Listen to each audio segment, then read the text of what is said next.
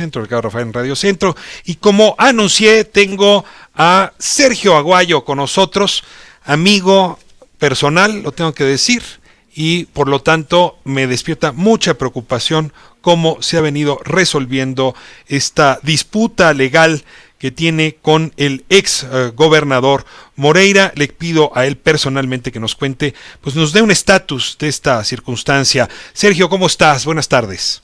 Ricardo Rafael, pues agradeciéndote el espacio, la oportunidad de sintetizar una historia que lleva 4 años, más o menos.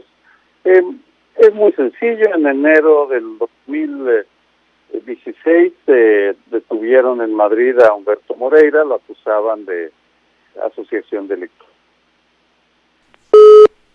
Se cortó la llamada. Vamos a conectar de nuevo con Sergio Aguayo. Sergio Aguayo se encuentra en este momento en Boston y justamente allá recibió esta noticia de un juez que le da la razón a Humberto Moreira. Es un tanto sorprendente y se le da la razón porque Sergio Aguayo habría presuntamente cometido daño moral en su contra y le estarían imponiendo a Sergio una multa de 10 millones de pesos. Sorprende porque si esta es la tónica con la que los jueces van a seguir juzgando estos casos, donde hay evidencia que soportaba o fuentes que soportaban los dichos de Sergio Aguayo y aún así los jueces los sentencian de esta manera, lo que van a hacer es inhibir desde luego libertad de expresión, libertad de crítica, libertad de pensamiento. Estamos conectando con Sergio Aguayo. Le voy a pedir que entre a cabina Jorge Javier Romero, porque algo está ocurriendo con esa comunicación, a ver si no hubo daño moral en la línea telefónica. Jorge Javier Romero, en lo que regresa Sergio, te voy a pedir disculpa de entrada. En cuanto recontactemos con él, claro, vuelvo a la conversación. Supuesto, ya lo tiene, ya está con nosotros Sergio Aguayo. Sergio. Listo. Hubo daño moral en la línea telefónica, Sergio, ¿qué pasó? Sí, hubo el fallo de un magistrado ordenando cortar la línea. Bueno, escribí la columna en enero.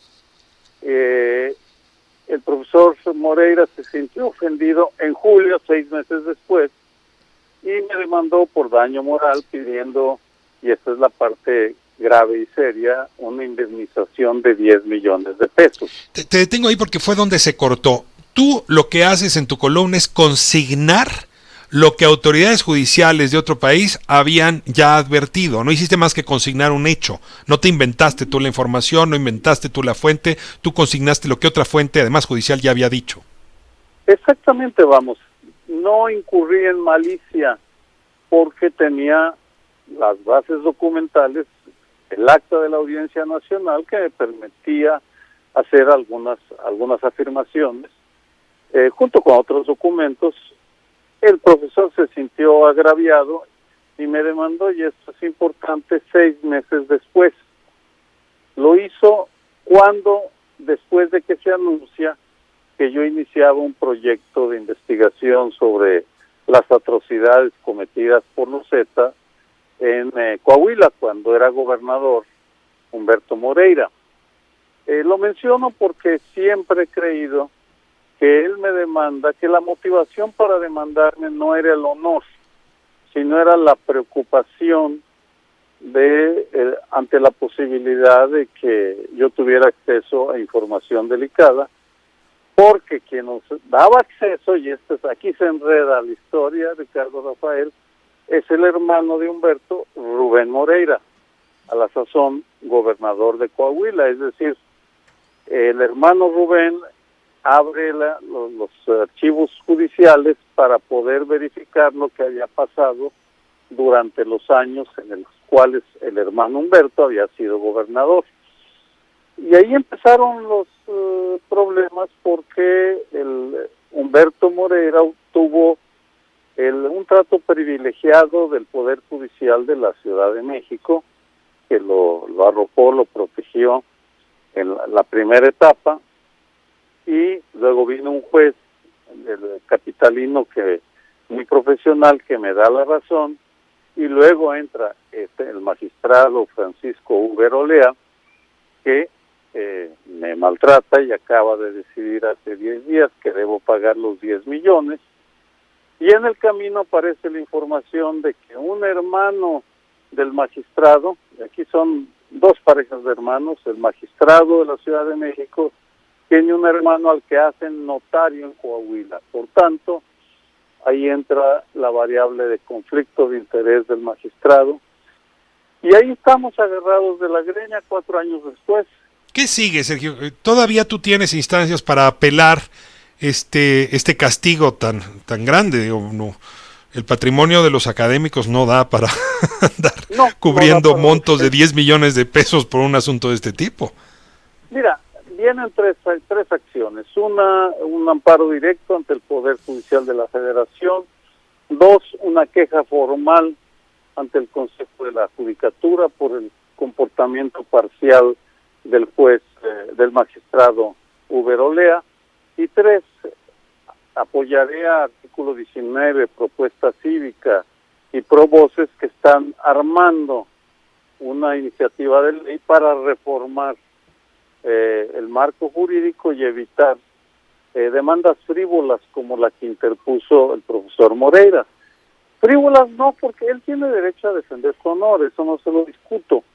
La frivolidad viene de que no me parece correcto que el presunto agraviado fije el monto de la indemnización y que el juez se lo acepte, sin tomar en cuenta pues los ingresos, las propiedades de los académicos, en mi caso de los académicos. A mí yo no tengo para pagar esos 10 millones de pesos.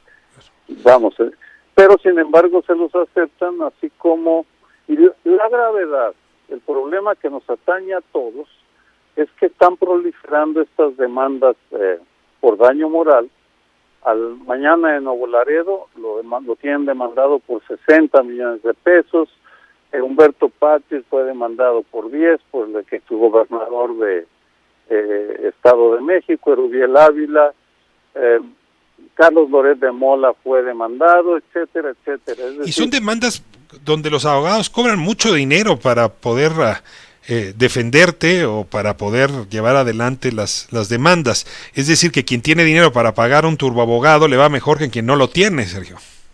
Pues esa es, mira, la interpretación de Naciones Unidas y de todos aquellos que están pronunciándose e interviniendo es que es una forma de acosar la libertad de expresión, porque te meten forzosamente en una dinámica en la cual te tienes que defender y ello supone tiempo, dinero, energía, preocupación, porque si no te defiendes, pues te pueden hacer picadillo. Yo ahora tengo usted en una estancia académica fuera del país y tengo que dedicar tiempo a atender el asunto de una demanda cuando debería estar en la biblioteca consultando expedientes, archivos, vamos. Nos quitaron el daño moral del Código Penal, ya no te meten a la cárcel, pero ahora te meten a un calabozo, al calabozo judicial, porque todo aquel que cae en las mazmorras del Poder Judicial mexicano, sobre todo en los estados como la Ciudad de México, padece torturas indecibles porque el burocratismo, el costo, lo farragoso de los procedimientos te hace pues perder tiempo, dinero y energía. Pues, pero Sergio, pues no hay de otra. Sergio, cuenta con este espacio en la defensa de la libertad de expresión que estás obligado a hacer. Te agradezco muchísimo que nos hayas otorgado esta entrevista y ruego porque ahora que comando esta emisión pueda contar con tu voz, con tu inteligencia, con la frecuencia que se requiere para tiempos tan complicados. Cuando tú quieras, Ricardo, yo te mando un abrazo y mi agradecimiento. Un abrazo. Sí, la causa es la defensa de la libertad de expresión. Es Lo correcto. Pones muy bien. Es correcto. Ahí es donde todos estamos involucrados. Sergio, muchas gracias. Saludos allá en Boston. Sí, gracias a ti.